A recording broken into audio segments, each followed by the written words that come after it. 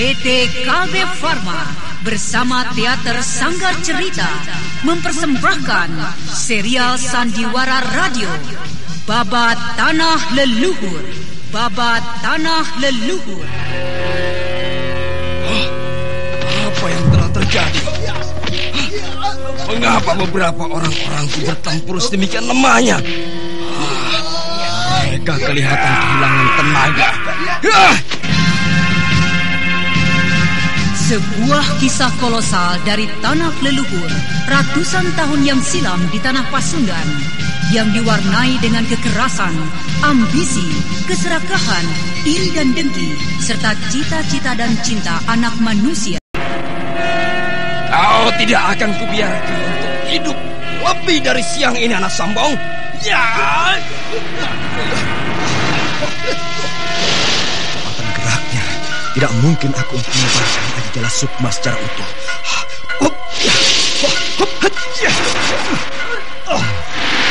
Kepandaian Kakang Saka benar-benar hebat. Gelombang hitam yang membawa angin panas yang bergulung-gulung tidak menjadikannya kesulitan. Kepandaian keduanya nyaris berimbang. Kisah besar ini didukung oleh artis-artis Sanggar Prativi.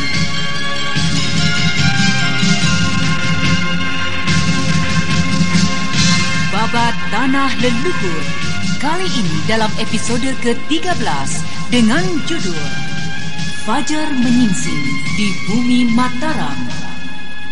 Naskah disusun oleh Tisar Sponsen. Ide cerita Cece Suhyar. Teknik dan montase Yadi Enos. Musik oleh Haris Sabar dengan sutradara Thomas Agi.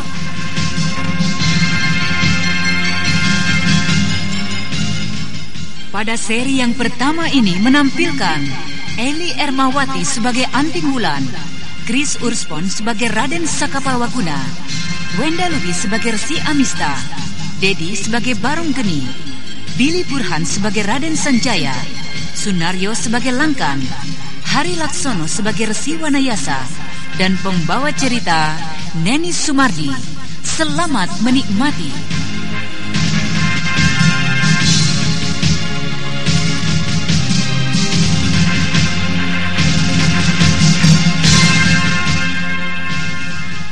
Pada kisah yang lalu diceritakan, Raden Sanjaya bersama dengan Raden Sakapalwaguna di halaman Istana Galuh dihadapi oleh Ranghyang Prabu Sora, Resi Amista, dan para prajurit serta tokoh-tokoh utama Galuh.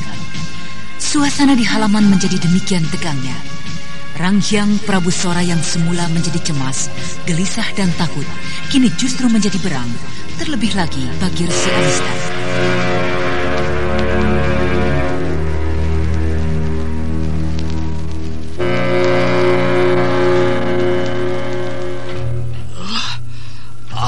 Yang kau katakan itu, anak muda. Kau pikir sedemikian mudahnyakah kau akan mendapatkan kembali Galuh? Kau pikir siapakah kau? Sang Hyang Brahma, Wisnu, Siwa, ataukah Durga Agung? Meminta kembali tahta Galuh dari tangan pamanmu, Maharaja Agung. Tahukah kau berapa banyak harta yang dikorbankan untuk mendapatkan tahta ini? Berapa banyak jiwa yang dikorbankan untuk mahkota agung yang dikenakannya itu? Sekali lagi aku katakan, aku tidak berurusan dengan muhai pendeta asing. Aku menunggu jawaban pamanku.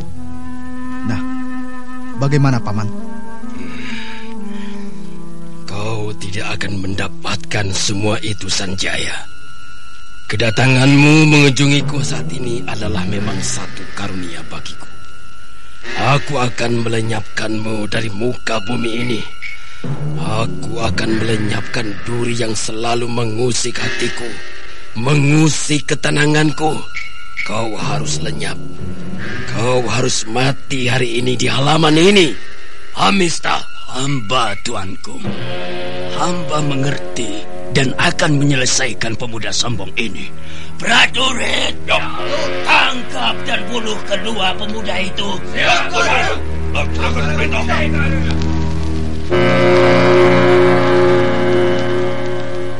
Biarlah hamba saja yang menghadapi mereka, Raden. Ayo, serang mereka!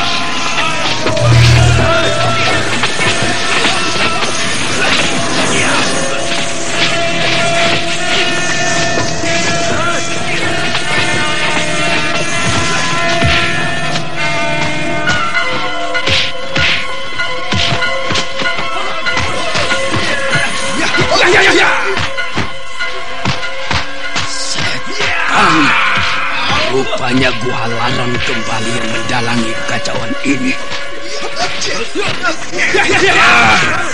Tuan Amista, anak itu tidak bisa didiamkan saja. Biarlah anak-anak hamba yang menyelesaikannya.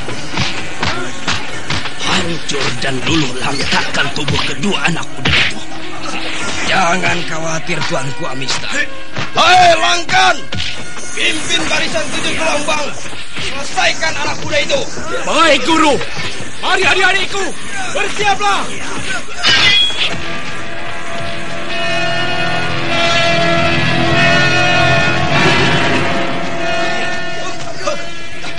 Awas, lindungi gelombang utama. Siap menyerang.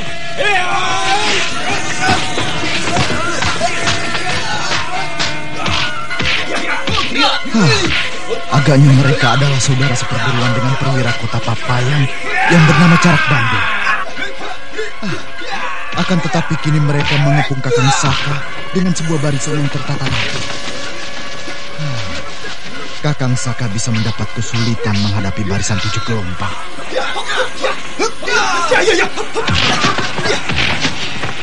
Kincir metu tingkatan ke-7 tidak berarti menghadapi barisan gelombang ini. Serangan ke-7 bersaudara ini benar-benar tidak memberikan kesempatan bagiku untuk bernafas.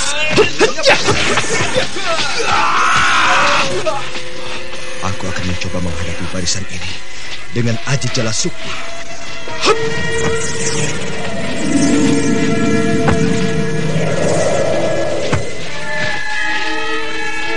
Sesaat setelah menerapkan Aji Jala Sukma, kecepatan gerak dari Raden Saka Palwaguna semakin bertambah. Dan setiap lawan yang mendapat putaran tubuh Raden Saka Palwaguna yang menebarkan Aji Jala Sukma mempunyai tingkat kekuatan gaib yang tinggi. Seketika itu juga tubuh mereka menjadi berkurang tenaganya. Seluruh kekuatannya seakan-akan menjadi terhambat, dan gerak dari seluruh anggota tubuhnya menjadi semakin melemah.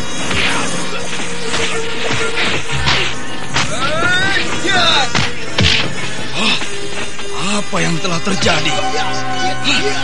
Mengapa beberapa orang-orangku bertempur sedemikian lemahnya? Mereka kelihatan kehilangan tenaga.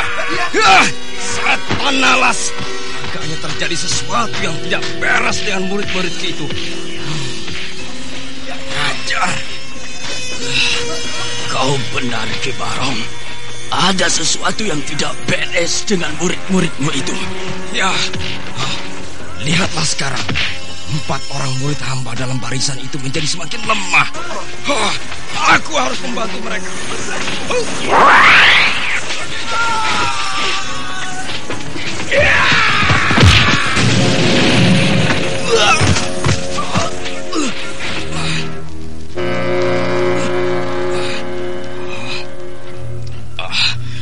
Luar biasa sekali tenagamu, anak muda. Apakah itu semua adalah ajaran dari Resi Wanayasa? Apakah itu adalah kincir metu, ilmu andalan dari perguruanmu?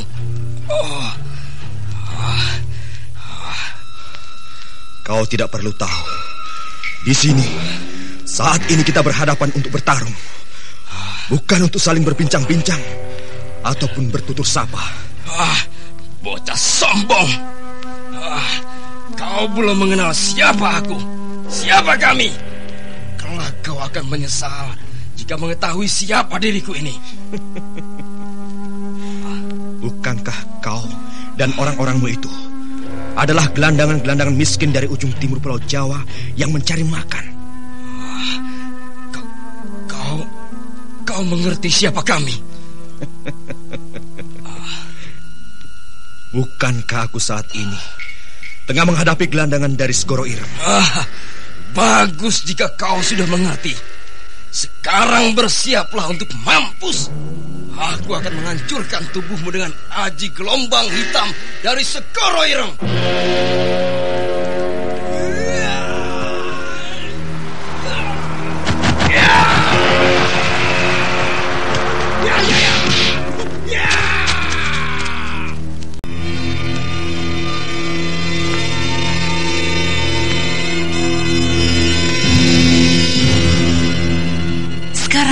Marilah kita tinggalkan dulu pertempuran antara Raden Sakapalwaguna dengan Ki Baronggeni, murid dari perguruan Segoro Ireng dari ujung timur tanah Jawa. Sekarang kita kembali menengok Anting Wulan yang telah lama kita tinggalkan di pantai selatan.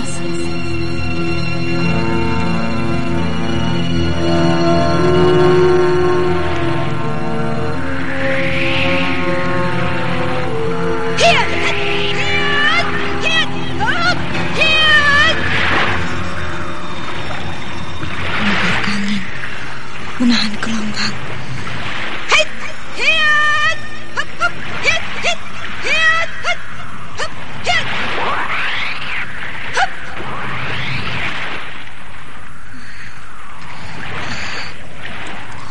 Dua 12 jurus tambahan yang berhasil kuingat-ingat sebelum gua itu menjadi runtuh berhasil kukuasai. 3 tahun sudah aku memeras seluruh daya dan pikiranku untuk menyelesaikan Aji Banyu Cakrabuana tingkat kedua yang belum kudapatkan dari Sang Dewi.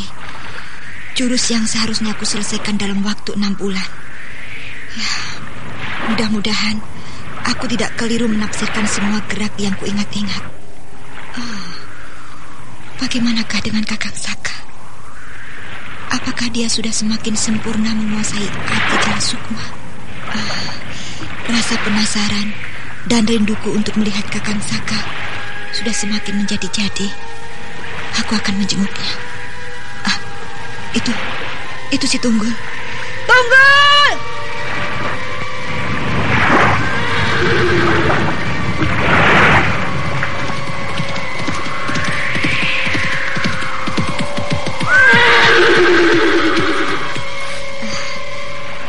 Mungkin kau sudah menjadi bosan berada terus-menerus di tempat ini, Tunggul. Nah, ayolah. Sekarang kita tinggalkan tempat ini. Kita ke Gua Larang. Sebentar, Tunggul. Aku akan mengambil buntalan pakaianku.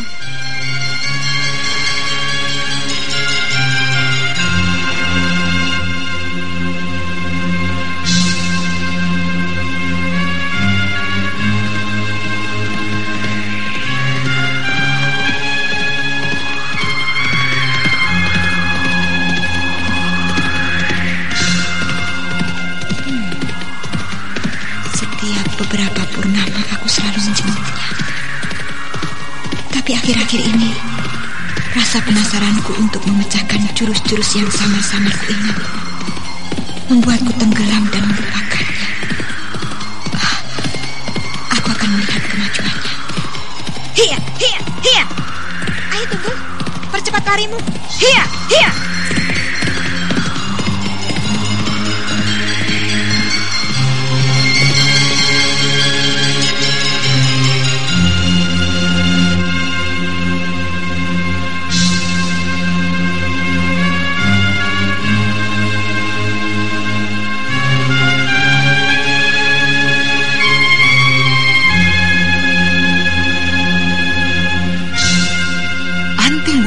Memacu kudanya sepanjang hari. Dan ketika malam tiba, ia beristirahat beberapa saat untuk melepaskan lelah dan penat. Dan pagi hari sebelum fajar menyingsing, ia telah memacu kudanya kembali.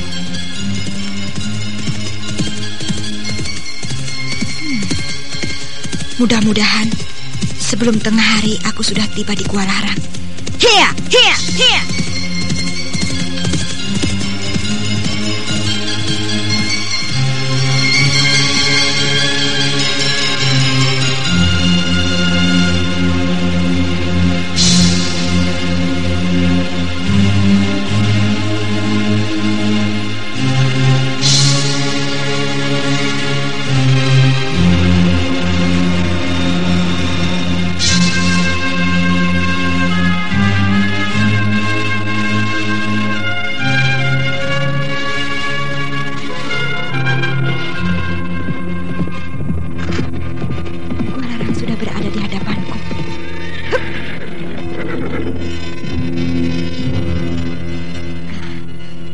Mungkin dalam jarak beberapa puluh tombak lagi, aku akan menjumpai murid-murid Gua Larang.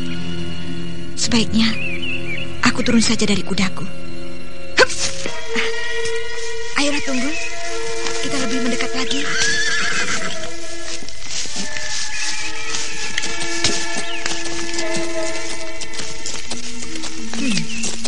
Aku akan mencoba menerapkan aji 4 arah pembeda gerak. Aku akan mencari tahu di mana Kakang Saka berada.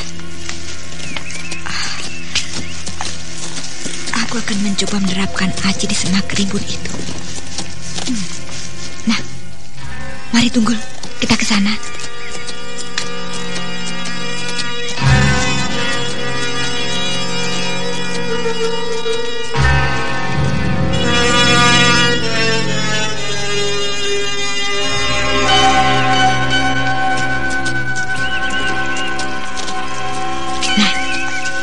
Kau diamlah di sini, Tunggul. Jaga dan jangan sampai ada orang yang mendekat dan menggangguku.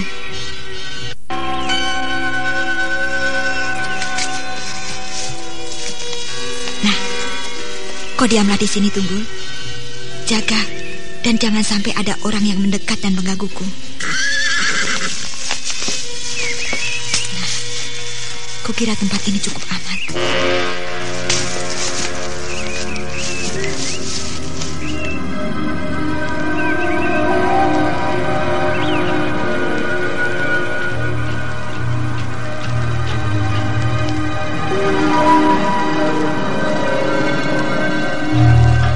Kemudian darah sakti dan cantik manis itu bersila dengan khusuknya. Setelah menarik nafas dalam-dalam dan menempelkan 2 jari tangan kanannya di tengah-tengah kedua matanya, serta telapak tangan kiri memegang siku kanan, ia tenggelam dalam semedinya.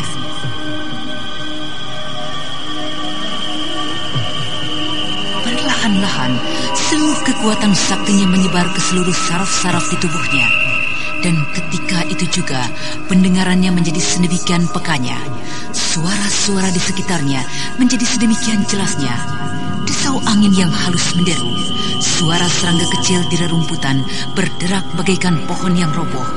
Akan tetapi kemudian aliran nafasnya memilah-milahkan suara-suara tersebut dan mencoba mengarahkan seluruh kekuatan pendengarannya menerobos jauh hingga sampai ke sekitar pondok padepokan Gua Larang, sampai akhirnya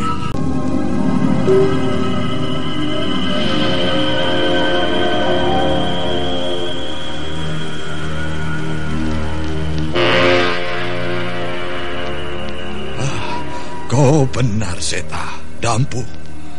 Aku juga tiba-tiba menjadi cemas dengan kepergian anak itu, dengan kepergian adikmu Saka.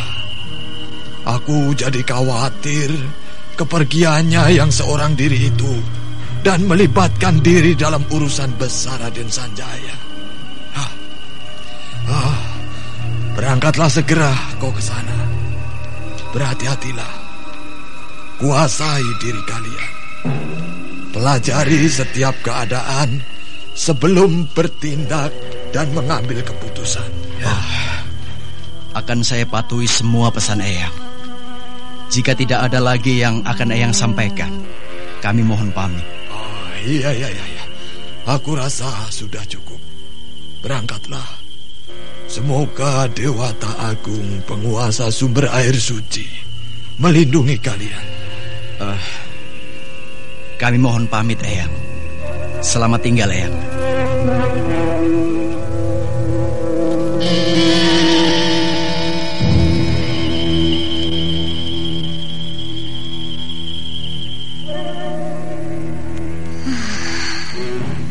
Untung saja aku masih sempat mendengar berita tentang Kakang Saka. Jadi, Kakang Saka berangkat dengan adik Sanjaya. Berbahaya sekali Istana Galuh. Resi Amista dan Prabu Sora merupakan kekuatan yang teramat berbahaya untuk dibentur. Aku harus segera ke sana. Nah, marilah Tunggul. Kita harus dapat tiba dengan segera di Istana Galuh.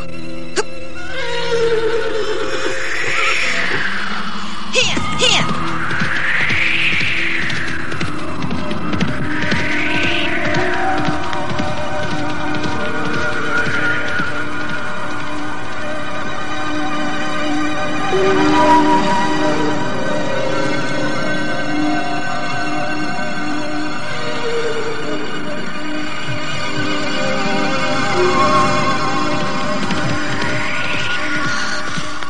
harus segera tiba di Istana Galuh sebelum terjadi sesuatu dengan Kakang Saka dan juga adik Sanjaya. Hiya, hiya, hiya, hiya, hiya.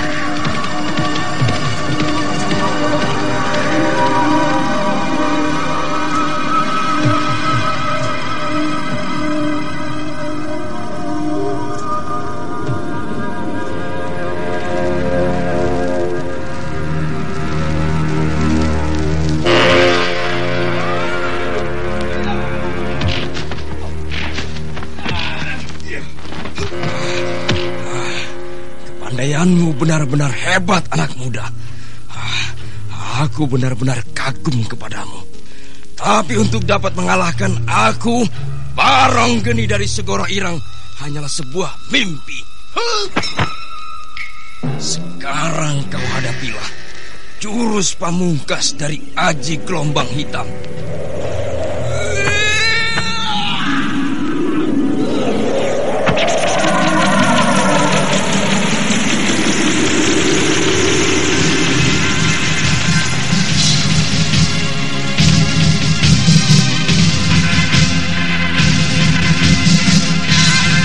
Ki Baronggeni dengan kaki terpentang dan kedua tangan terangkat tinggi-tinggi berteriak nyaring dan penuh kekuatan yang menghentak dada.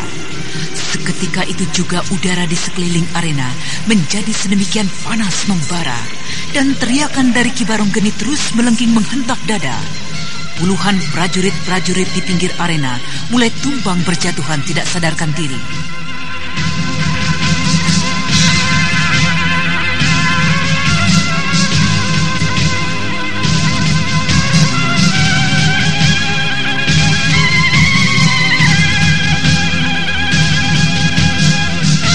Nah, para pendengar sekalian, bagaimanakah kelanjutannya?